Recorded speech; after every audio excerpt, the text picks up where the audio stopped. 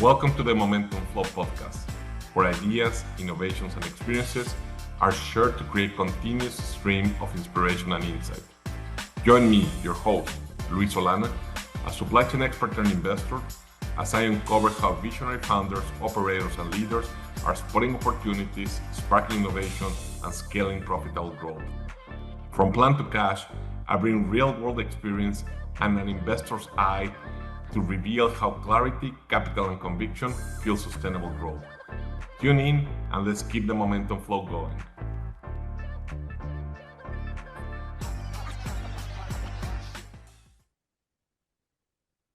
So today's conversation sits at the intersection of capital, execution, and technology.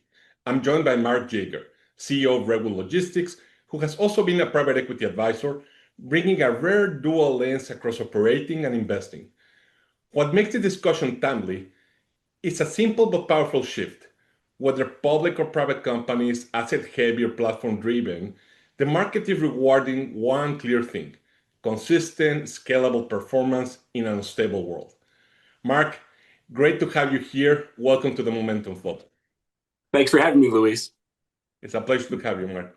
So to start, why don't you share a bit about your personal journey? You have your early days in Indiana University, Georgetown. You had a long stint at a public company like Hub Group.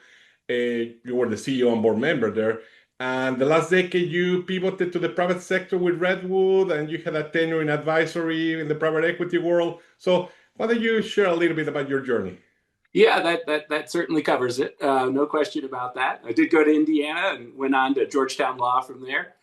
Practiced law for a couple of years and came into the logistics space with Hub Group. As you may or may not know, my parents started the business back in 1971 in a single office with no windows and built the company from there. So I came back into the fold. I was with Hub for 23 years.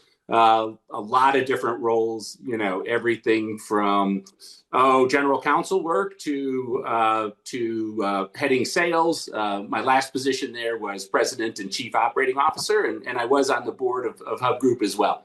After that, I really wanted to do something more entrepreneurial. And I managed to find a private equity partner, CI Capital, and we set out on the path of building a $1 billion platform in the logistics space. And that was back in 2016. We purchased Redwood Logistics and brought it together with a company called Simplified Logistics in 2018. And it's really been a run ever since there.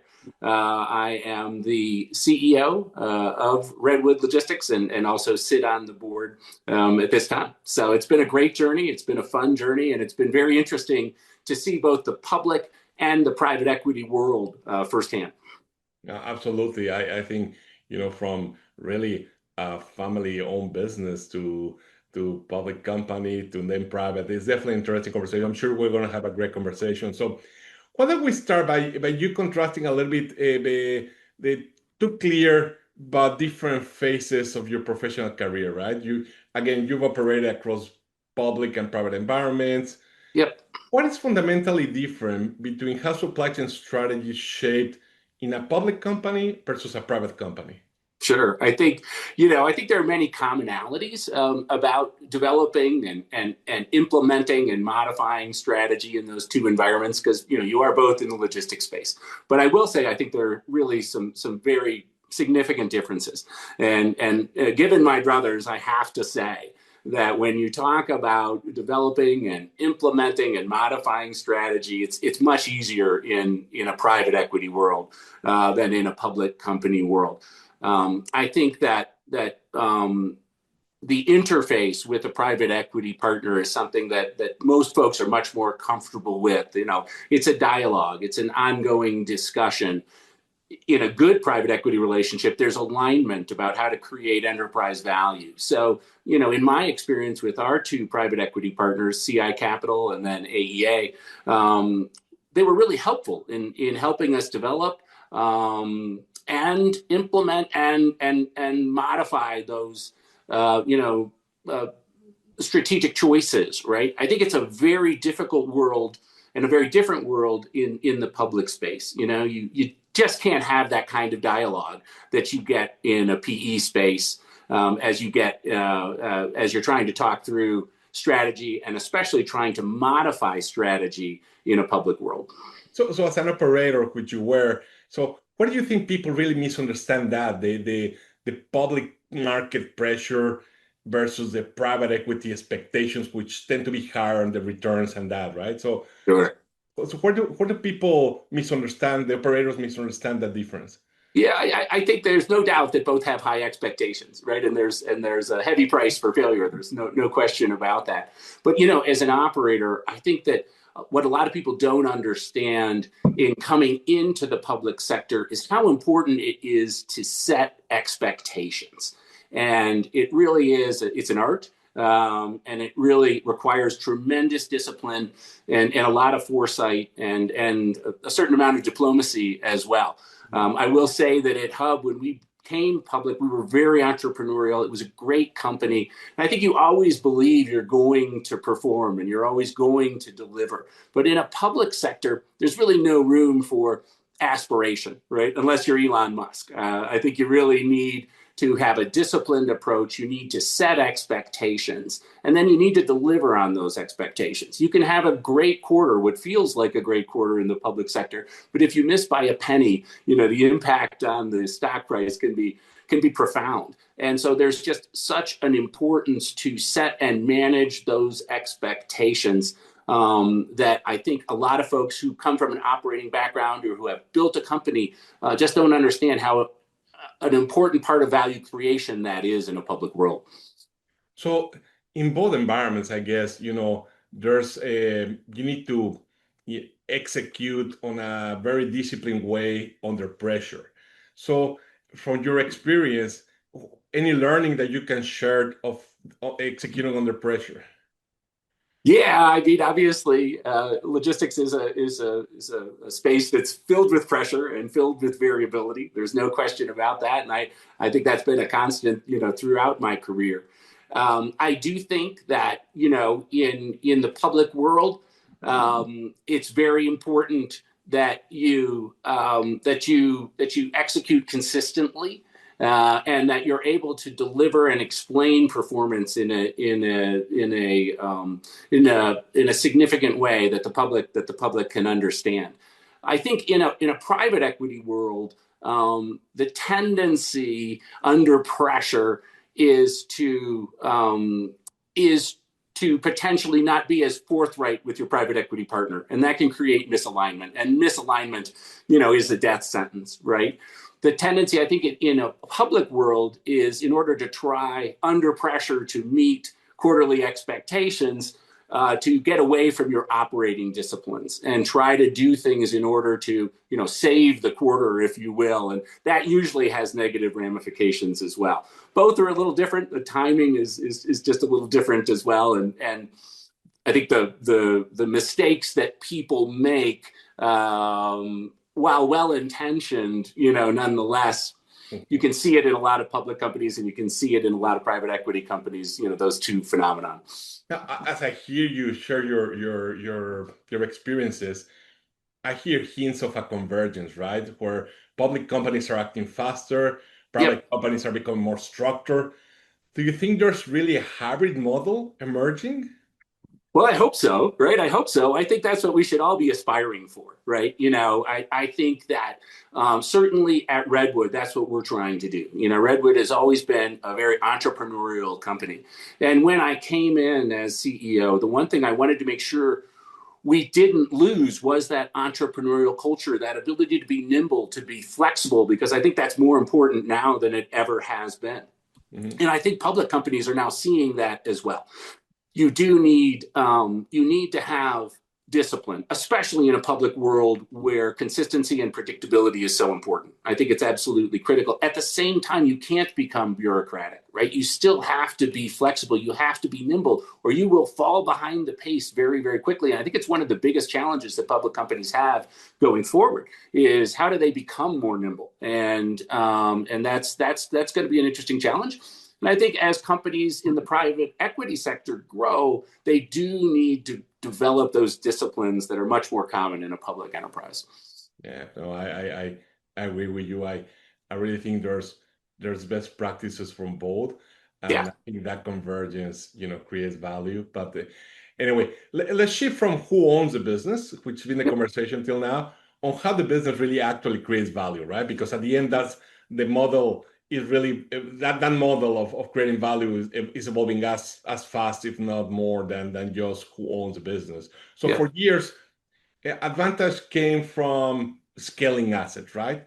And nowadays, I would argue that platforms and orchestration are the new battleground. What's your take on that? Yeah, I think that's fair to say. I think that's fair to say. I mean, look, I think there's always going to be value in assets, right? Because we are in a physical world and we're moving physical goods, and somebody ultimately has to move those goods, right? So it's very, very important. But I think that as the supply chain has become more complex, people have started to understand that it's about more than price. It's about more than securing capacity, right? You really do need to orchestrate all of these complex pieces, bring them all together so that they all work together. Because it's the weakest link in the chain.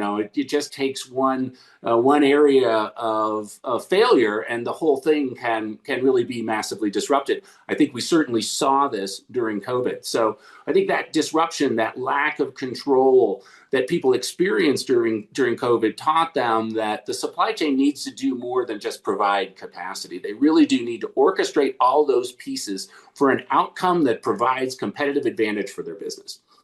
Yeah. Now, on the other side, how do you really distinguish a true logistic platform that is, it has assets at the end, from a company that is just layering technology into operations without value creation? How do Yeah. you discern that? Yeah, I think there's a lot more of the latter than the former, right? To be honest with you. And I think we're especially seeing it with AI right now, right? The typical projects that folks are launching, I think really are very little more than layering AI on top of the business, right? And that isn't a bad thing. It does provide information, it provides market intelligence, but at the same time, it doesn't generate the kind of benefits that the technology really could if it's truly operating within a platform. And to me, the proof is in the pudding, right? And the real question is the technology embedded in the workflow, or is it separate? Are you in a workflow and then you jump into the technology and then you jump back out to the workflow? That's not embedded, right? That is not embedded.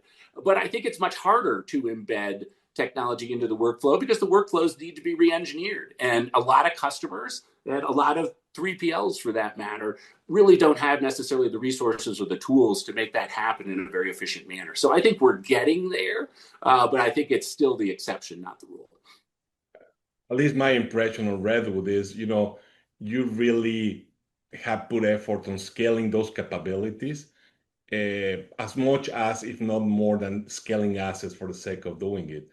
Was there a moment that you realized that you said, hey, I need to do more this than less than the other? Or Well, for sure, right? I mean, absolutely, and I think I had seen a little bit of that at Hub, but certainly, at Redwood, I think that the company started out as a brokerage, right? As a non-asset player, and long before I got there, they did what many non-asset players do, and they started a trucking company, and okay. and the trucking company was fine, and it was well run, and it produced some value for our customers, but there just wasn't a lot of value in scaling it. If you added 10 drivers, you got 10 more loads a week, right? It was that kind of linear scale, I think. And so that investment, while it did produce some value, it was limited value. And if the markets shifted and demand fell off, then it became a liability. And that is somewhat inherent in the nature of assets, I think, right?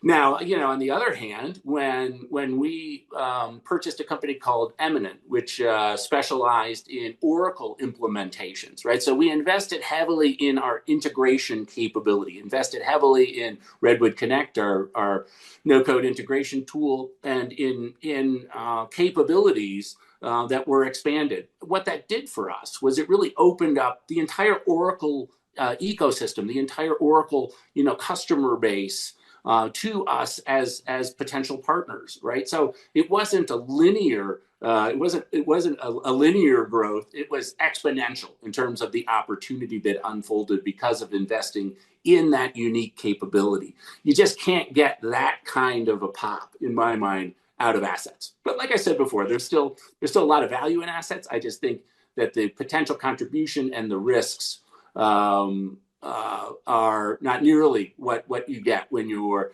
really building scale from a capability perspective. So maybe just for context for the audience, so how would you define Redwood today? It's more asset driven, technology driven. I would say we are technology driven. Absolutely. We think of ourselves as bringing technology and execution together, right? In a very unique way. We operate on an open ecosystem, right? So what it enables us to do is offer tremendous optionality to our customers and a lot of flexibility. At the same time, we're not just a tech play. We don't believe that tech is the answer. The real question is, what do you do with the technology, not what is the technology? We think that's the driver. That's a perfect lead to my last question in this section, which is, what do you think companies mainly get that digital transformation wrong today? Yeah, just that, I think, right? I think we see so many companies who invest in technology or who go out and buy a TMS. Most of our customers are using maybe 20% of a TMS capabilities, right? And how many big builds have you seen on the logistics side with large public companies or even startups that spend millions of dollars on technology and they really don't end up with much to show for it, right? To us, the big thing that you have to understand if you're going to try to digitize is that it's about more than the tech. There's a whole planning. There's a foundation that has to be built around data and tech structure.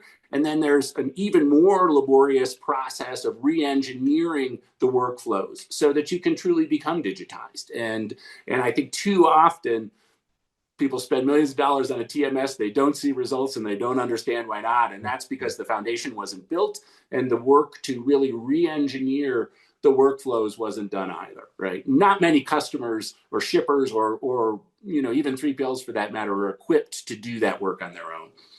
Yeah, thanks for your insight. That's really insightful. So at the end, companies define themselves either asset driven with technology or technology driven with assets. But once you define the model, you then, especially as a CEO, you have to actually transform it and evolve it, right? And that's really where capital and discipline come into play. So from your perspective, while you were the private equity environments linked to Redwood, what separates the companies that create real enterprise value from those that they're just growing? They're showing a top line growth, but are they really creating value? What is the difference? Yeah, I mean, look, I think the growth is the easy part, right? How many times have we seen companies come into our space with this sort of theory of I'm going to grow to the point where I have scale, and then the scale is going to lead me to an industry leadership position.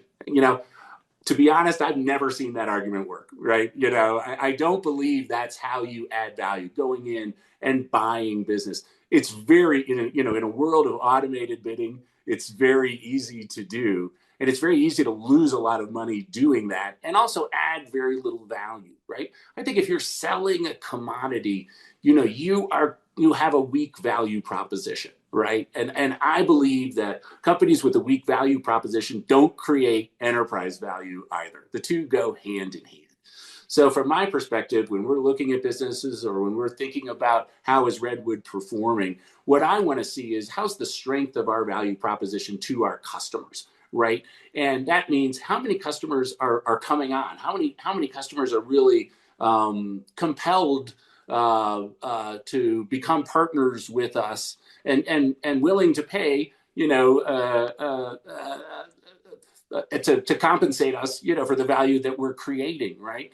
And so to me, a company that's creating enterprise value is bringing on new customers, and then they're expanding those relationships with those customers. It isn't a one and done. It isn't I just won it in a bid and I've got it for a year. It becomes a true partnership, and we call that land and expand. So we can start with a customer and a certain segment of our value proposition, and then really demonstrate and expand that position with them by bringing value to them, right? And as a result, I think that most of our customers come in and use multiple services over the course of time, and we're able to maintain very low attrition levels. So to me, a company that has low churn is developing, it has a very strong value proposition, and that value proposition translates into long-term enterprise value. That does make sense. Now, going back to your early stages in Redwood, right? You come to Redwood, private equity is involved. Only private equity wants to create speed of change, right? That's the modus operandi private equity. So, but at the same time, it sometimes introduces risk. How did you manage that? What lessons did you learn from that? Yeah, it's interesting for sure. I mean, typical private equity hold period is 3 to 5 years. Mm-hmm. And at the same time, they're looking for anywhere from a 2x to a 4x return. Mm-hmm. There's a lot that has to happen in 3 to 5 years to generate that kind of return. There's absolutely no question about it. It can be a great thing. It can be a great thing because there's no time to waste. You really have to be productive. We have a saying, private equity never sleeps, right? I mean, it's a constant, it's a sprint, right? That does, I think, streamline decision making, and that's a very powerful thing, and it's very important, right? And it really, I think, creates an alignment that can also be extremely powerful. And so in that sense of urgency, I think can be very, very positive, especially as you're competing against typically slower moving enterprises that are more of a public persona. But at the same time, there is the risk that you don't necessarily be as thorough in some of that decision making as you otherwise could be, and I think that's the downside. You can get a little bit too rushed in your decision making, and you have to be able to balance both that need for urgency, at the same time that need for discipline. So let me just go slightly on a tangent, because obviously you hinted about the different pace of public companies versus private equity backed companies, right? And that slowness, which is not necessarily slowness, I would say is more deliberate manage expectations. Sometimes it's a leadership choice, but it could also be kind of a comfort choice from leadership, right? Sure. Your take, and I'm not quoting Hub to be clear, but your take on what's your take on that? Because both, again, that convergence of models, I think it's a blessing in disguise. But what's your take? Yeah, no, look, I would agree with that. I think there is a natural deliberateness to public entities, because there's such a value on hitting expectations. It's just so important. They don't want variability. There's just there's no place for that, right? So I do think that you end up being more deliberate in your strategy. There's more of an educational process with the public that has to take place. So I think shifting strategies is a little bit more difficult. And there's just a need for more discipline in the public space, because the cost of errors is significant, and it's truly an unforgiving place. So I think that public entities like deliberate decision making. They like deliberate executives, and executives that are institutional in nature, like public enterprises, right? So the two, I hope there's a convergence, right? I hope that there's the best executive is institutional, but also flexible and aggressive, right?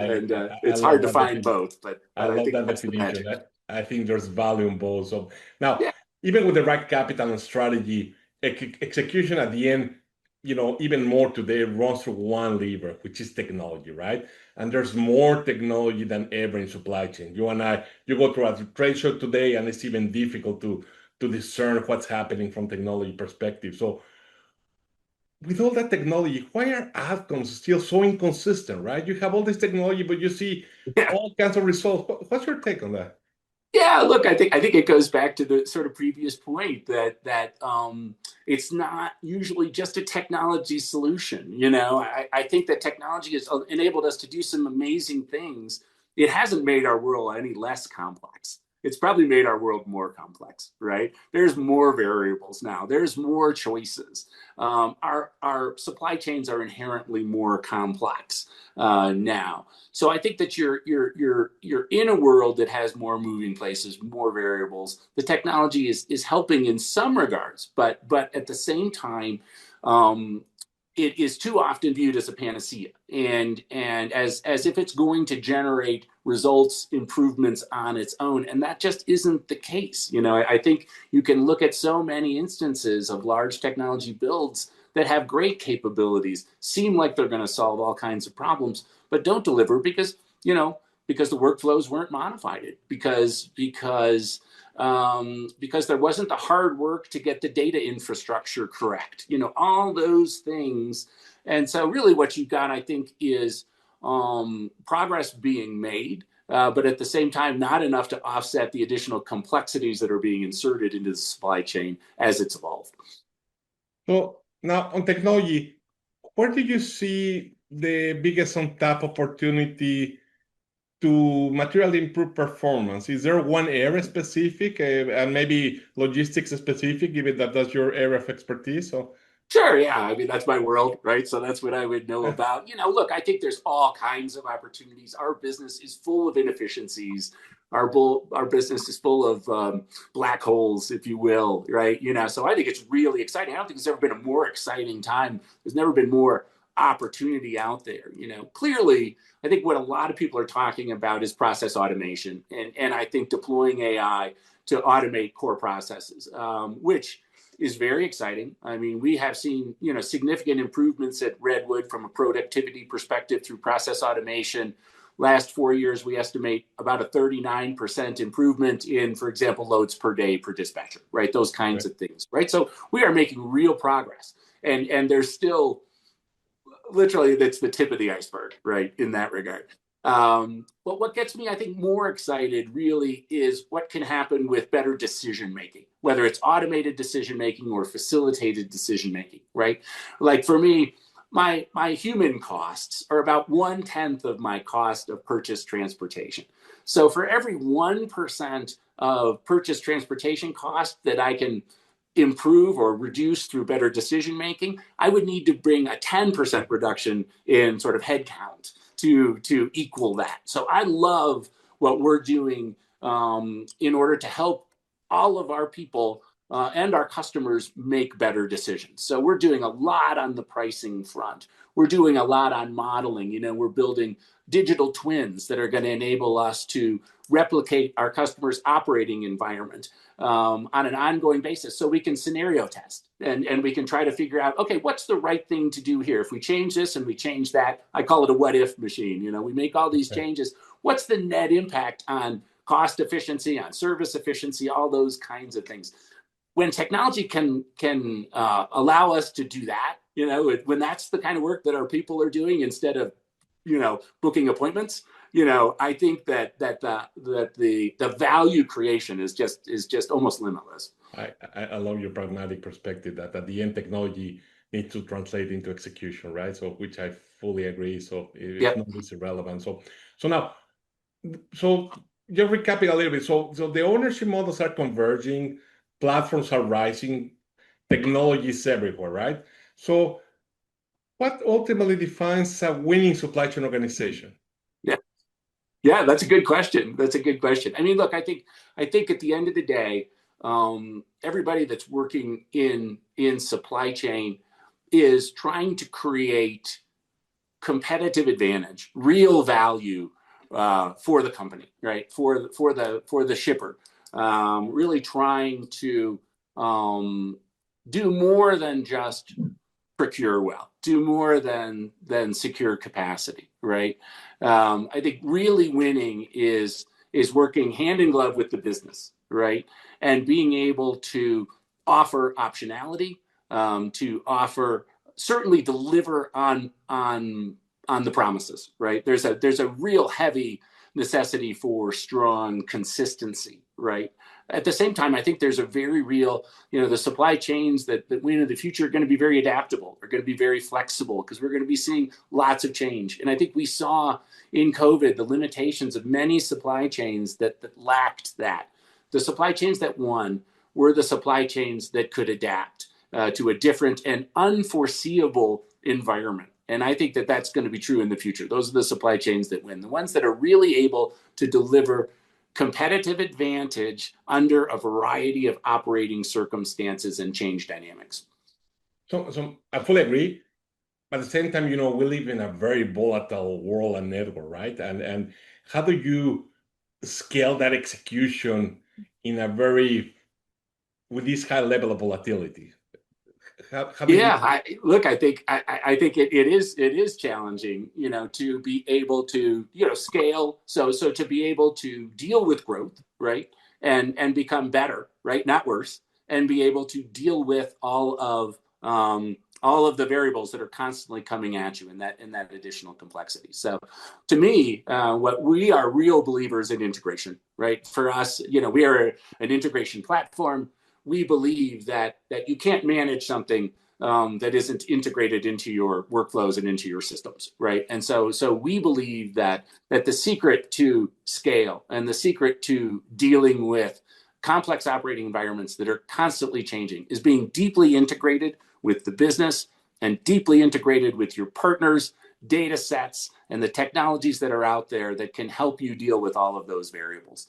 So that's where we start with all of this. And, from there, of course, you need to, in a highly complex world, you need to really think through your workflows, right? And really think about, how am I going to perform if I am 20% larger, 25% larger? Am I going to have to throw people at it? Or can I use technology to decouple, right? Between volume and workload on my human resources. And it's a challenge. I think there's no question about it. But I do think that there's that we're now at a place from a technology perspective where you can scale even in a highly complex world very effectively, and actually end up at the end of the day with that sort of data flywheel with a better service, with a more consistent execution capability than you did going in. And I think that's what we're all striving for.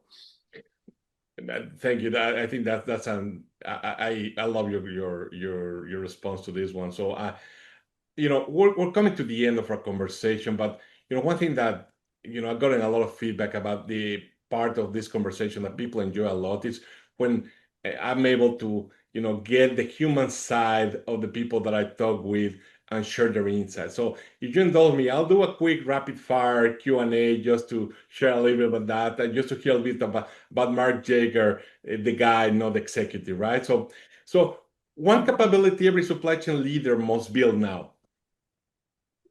Flexibility, right? I really think flexibility, right? I think it's absolutely the critical skill, and you just got to have it. And I think we can get too institutional in supply chain and too locked down, and that's just not the future, right? It's all about being able to adapt. So I'm gonna give you two answers to the next one. So AI, is it overhyped or underutilized? Why? Oh, well, I'd say both, but I can't choose both, I suppose. Look, I would say underutilized right now. I mean, look, the hype cycle is crazy. I don't think I've ever seen anything with that kind of hype. At the same time, I don't think I've ever seen anything with this kind of potential. So I think if we look in 10 years, I don't think we'll feel like it was overhyped as much as we will look at how we were using AI and really consider it to be really so nascent, right? Like really so early stage. I think we'll be using AI in fundamentally different ways. It will be much more pervasive. And so I think in that sense, the level of utilization is going to be, exponential, right? Whereas, at some point, I think it'll come pretty close to hitting the hype cycle. So I've got to go with underutilized at this point. Okay. So we talk about platform, we talk about assets. Which one creates more value over the next decade? Well, so look, as I said before, I think I believe that assets create tremendous value because they are a part of the world. We're a platform company. I got to go with platform on that one for sure, because I think that really, these platforms get more and more valuable. They're producing more and more value as they grow and as they continue to become a part of the broader supply chain world, right? So to me, these platforms are still early stage, and the need for orchestration that these platforms can facilitate is going to really grow tremendously over the course of time, whereas assets will continue to be somewhat linear. Maybe a last one, and I fully agree. I think at the end, over the next 10 years, probably platforms, but assets enable for sure. So which is the biggest execution mistake you see repeating over and over again nowadays? I think the biggest execution mistake we see is not building the foundation, right? That's really necessary, right? And we have, it's good for us because it's a core competency for us, but we see so many shippers who, even large sophisticated shippers who don't have, for example, harmonized data, right? And so they're really operating in multiple silos. They have a lot of data that they can't really use because it's apples to oranges, right? And so to me, the biggest mistake that we see is folks not building that foundation before they start, right? I mean, that's the work. You've got to have that foundation to innovate meaningfully. You've got to have that solid foundation across the entire organization, not broken out into silos. Just to wrap it up, one last question, and I tend to ask everyone, all my guests, this question. Now, as I reflect on everything we discussed today, so converging of public and private models, the shift towards platforms, the role of technology and capital, what is one belief or mindset shift that leaders must adopt or strengthen now to successfully navigate the transformational momentum that we're living in the supply chain space? Well, that's a great question. I mean, there are many challenges. I think there's no doubt about that. To me, what really everyone should be mindful of is, are they building an organization that can embrace change, right? An organization that can recognize where issues are occurring and work in a constructive way to improve, right? To get better, to bring on new technology, to bring on new partners. The good performance of today isn't going to be good enough tomorrow, right? And so I think we all have to be ready for a pace and level of change that we haven't seen in our careers. And our organizations need to be capable and eager to undertake that kind of change, because I think that it's coming, and the people that win are the people that are going to be able to adapt to that. I have to ask, one last question. I hear your energy and your passion on the topic and the discussion over the last few minutes, and what keeps your momentum going all this time? Obviously you have a lot of energy. So what keeps you going, you personally? Well, I love it. I mean, I love the business. I love our team. We have this amazing team at Redwood. They're very innovative. They're high energy. They're fun. I love our customers. I love the fact that we're solving problems. So to me, I've been in the business now for, I guess, 34 years, something like that, and it's always been full of challenges, but full of great people, and it's interesting intellectually.